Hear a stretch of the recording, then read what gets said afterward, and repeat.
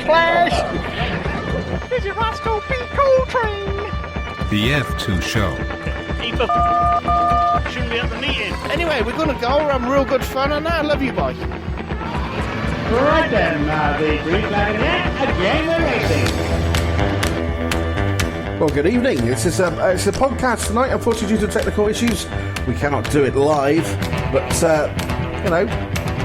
just some of the things, unfortunately, that happen with technology. And unfortunately, tonight, technology has not helped us. But we do have a podcast for you tonight. We'll be talking primarily to Peter Gray from the Save Wimbledon Campaign. And you can listen again to this one, obviously, on this podcast and all the previous episodes available at Spreaker.com. So, the NEC we had at the weekend, and, well, what did you think of the Autosport International this year? Do you think the new format was any good? Do you think the Watch It, Race It tagline and the new stand format worked? Or do you think it's work in progress? Let me know what you think on that one. The usual subject, probably the Facebook page, and the Twitter is always the best place for that.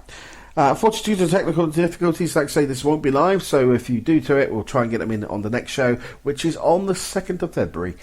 So hopefully then all the technical difficulties will be ironed out, and we can then rock on from there on in.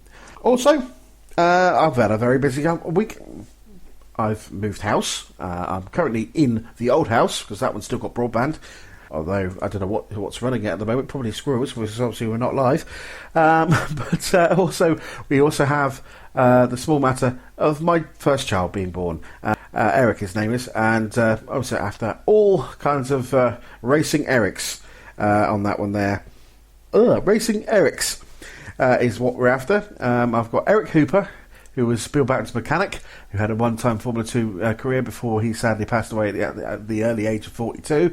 And then there was Eric Brown, who was a Formula 1 and Formula 2 driver, commonly known as Dink Dink back in the 1990s. So there you go. Those are the two I can think of off the top of my head. But without further ado, it's going to be a case tonight about talking about Wimbledon Stadium. And obviously the demise of that stadium has been well documented coming to fruition. Now, let's put a bit of meat on those bones before we go to Peter Gray from the Save Wimbledon Campaign. Now, as you may know, Wimbledon FC won the FA Cup in 1988. It was the proudest day for them. They were obviously culminated in a big thing from non-league success in 1978 to 10 years later winning the FA Cup when the Crazy Gang beat the Culture Club courtesy of a goal from Laurie Sanchez. Now, the following year, with the Hillsborough disaster, the Taylor Report, as a result of it, recommended All-Cedar Stadium, and poor old Wimbledon's ground at Plough Lane had to be demolished, or not demolished, but certainly was deemed no longer suitable for Premiership, or as it is then, First Division football. So they moved to Selhurst Park and share with Crystal Palace. And that's where they stayed, and we're constantly looking to return to the Borough of Moreton, initially at the old Plough Lane site, before that was pulled down and turned into housing. Various sites were discussed for Wimbledon FC, including a move to Dublin, but it was Milton Keynes where they ended up, with the MK Dons, and as a result of that, the die-hard Wimbledon fans ended up going and forming their own club, AFC Wimbledon, who started in the very leagues and then had another rapid rise into the leagues, and they moved into the ground at Kingstonian, the King's Meadow zone, and that's where it currently is. Now, the one man that knows more about Wimbledon than me is Peter Gray, who's a Superstocks driver, a yellow top in the Superstocks, and so fleeting between yellow and blue, and he joins us now to discuss the finer points of this little deal. So then, Peter, tell us first and foremost what the current state of play is. Yeah, good evening, Johnny, and thank you for having me on the show. Where are we at the moment is that we're running the petition and we're running the campaign to raise awareness of the potential loss of Wimbledon Stadium as a oval motorsport venue in London, and the last venue in London that's operating.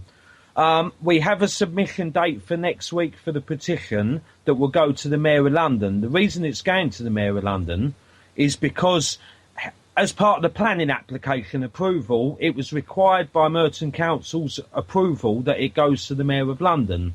So he has the final say in it. So we then come in and say we would like to have a say and ask for him as the objection review. The Kings Meadow Stadium comes into this because Kingstonian, who originally owned Kings Meadow, they were a lower league football side and they ground share with Wimbledon AFC. As a result of this decision, they lose their ground, but their ground is actually in Kingston, so they've got a remuneration value attached to that for Kingstonian to find their ground, find a new ground. But from what I understand, yeah, because Chelsea have now brought the Kings Meadow ground subject to final planning approval going through. Where the two boroughs come in is that the borough boundary actually adjoins the stadium between Merton and Wandsworth. Because the majority of the stadium was actually in Merton Borough Council, they actually get the planning approval. But Wandsworth have objected to it, and to the Mayor of London now they've registered the objection. The point of the petition actually was to increase that level of objection from a overall motorsport point of view so that we could try and get the profile of it raised. So why should Wimbledon be saved? Quite simply, that if you look at it from a motorsport venue, an oval venue, London as an historic home, the first time that it ever was held was at New Cross Stadium in 1954. It's been running stock car racing at Wimbledon since 1962 continuously. It is a special venue. We all know that it looks run down, but has anyone actually looked at it properly as to what work could be done?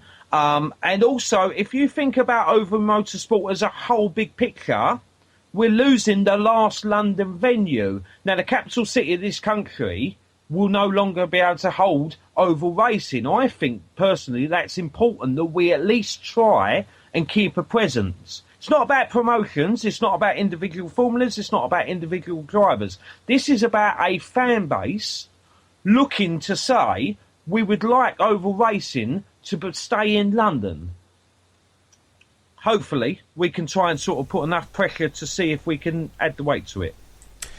Okay. Now, some would say, and this is what it is, obviously, with the romanticism of the return of Wimbledon to its spiritual home, so to speak, of Plough Lane, that you're going a little bit against the tide.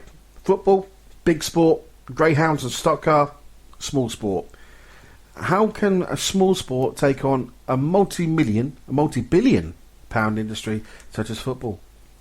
This is the fight that we're up against, and I don't make any bones about this. This is probably one of the biggest mountains that we could try and climb. We're on about giants here, but because of that reason, that's why the public support base is so massive in this, because if we can increase the weight of pressure against it, and the local residents are not happy about it, Wandsworth Council has previously said, the greyhounds are not happy, stock car racing is not happy. What we're trying to do is accumulate as much public support as we can in order to put the whole weight together to see if we can at least get the discussion table opened. No one's actually got an argument with AFC Wimbledon's principal idea, because actually what they've formed and what they've done is really successful. But now they're kicking out two sports in order to gain their ground as well, and Kingstonian lose their ground at the same time. I'm not sure whether ultimately all of this is completely fair. I don't think so. Like I say, to the layman, I mean, this is what has not been heard in the national media, obviously, because we're a football-obsessed nation, as you know. When it was trumpeted about, this return to Plough Lane, when they bought the stadium from them and Galliard Homes bought the stadium. Bearing in mind, Galliard Homes own most of the former stadiums in London, don't they? I mean, like Highbury, and I believe they own. I think they've West Ham signed a deal for the bowling ground with Galliard as well. So they have a track record of building on top of stadiums. They do, and it also includes Oxford as well, which is subject to a dispute as well, and the council there were involved in it. There was an issue, I believe, at Catford Stadium, and Galliard was involved in that as well. Effectively, the background to this is, particularly from the Greyhound Stadium point of view, that Risk Capital Partners purchased the GRA with their freehold assets. At some point or the other, Galliard Homes comes into this equation along with Risk Capital Partners. This is where the stadiums now, and along with some football stadiums as well, have actually been involved where they're buying up sporting assets to redevelop them for residential housing. The ultimate point with this is, particularly from a London point of view, we end up with loads and loads of houses. No one has anything to do at the weekend. So it's no wonder you get problems in the future if we have no assets to utilise within the local communities. In all honesty, I haven't actually quite understood that, because they do want the community returned, or AFC Wimbledon. There's a lot of history involved in that in relation to, it was the council that had problems with the original ground, which is only like about 200 yards further down Plough Lane. So it's what, you know, the original ground was literally within easy walking distance. They had historical issues with it, so they would like to see a return of the football to Plough Lane. Because of that, there has been a lot of weight put on it in regards to the application being approved, or that's the perception that you can perceive from it. What have you done so far to heighten the profile of the case? Right, well, first of all, following the decision by Merton on the 14th, the first thing we sat down and I thought to myself, right, what can we do here? So we wrote independent letters to the mayor. Anyone is actually welcome to write into the mayor, and you can voice your concerns about it. So that was the first thing that I done. And also, we're going to launch that tomorrow for people. We've had a number of people that have asked about writing in as well, the same as what I done originally. So we're going to draft a letter the same as what the Greyhounds have done, a similar type of thing as well. That's just to add pressure and support. Next thing we done was to launch the petition itself. And from the petition launch, we effectively started a PR campaign from a fan-based point of view to, number one, raise awareness of the fact that oval motorsport took place at the venue, because in the 275 planning application document, it's 2 sentences, and both times the sentence reads, stock car racing also takes place at the venue. That's the only mention of 50-odd years of oval motorsports that takes place. I seriously think that's unfair. So the first point was to raise awareness of the situation. The second point was obviously to build support for the actual petition and to get people on board. And a massive amount of help and support has been involved in this right the way through the line. Can't thank people enough for it. The next thing was to start looking at political avenues.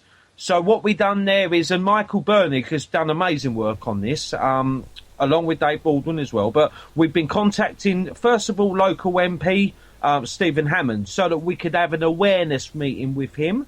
We've also contacted... How did that go? Actually, it was quite productive. It was sensible without being kind of pro or against, but he did give us some useful avenues to work down. Unlike a politician that sit on the fence, isn't it? Well, to be honest with you, that's why I'm saying it was sensible. And it was productive because we did have genuine open discussions. And he was also honest on sitting on the fence, if you like. So I don't really see too much of an issue there. But he did actually talk to us properly and sensibly. So I actually thought that went quite well.